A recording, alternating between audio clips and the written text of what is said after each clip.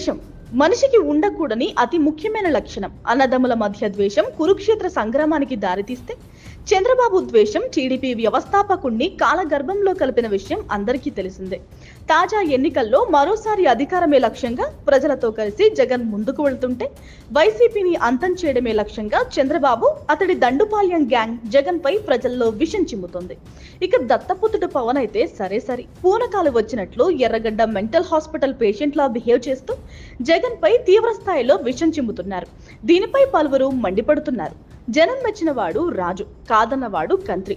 జనాన్ని ప్రజలను ప్రేమిస్తే వాళ్ల గుండెల్లో జీవిస్తారు, వాళ్ళని శాసిస్తే తొక్కి పారేస్తారు. ఇంత చిన్న లాజిక్ తెలియకుండా ఎలా రాజకీయాలు చేస్తున్నారంటూ మండిపడుతున్నారు.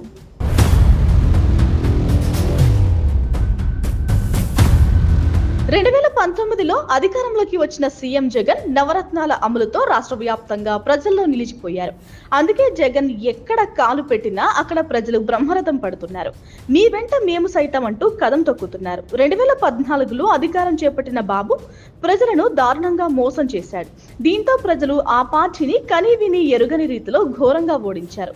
దీంతో ఎలాగైనా వచ్చే ఎన్నికల్లో వైసీపీని భూస్థాపితం చేయాలనే లక్ష్యంతో చంద్రబాబు, పవన్, రఘురామరాజు జగన్ పై తీవ్ర విమర్శలు చేస్తున్నారు. అయితే అభిమానులు, వైసీపీ శ్రేణులు మాత్రం నిప్పుకు చెదలు పట్టదని, వచ్చే ఎన్నికల్లో జనం ఆగ్రహ జ్వాలలకు కూటమి ఆహుతి కాక తప్పదంటున్నారు.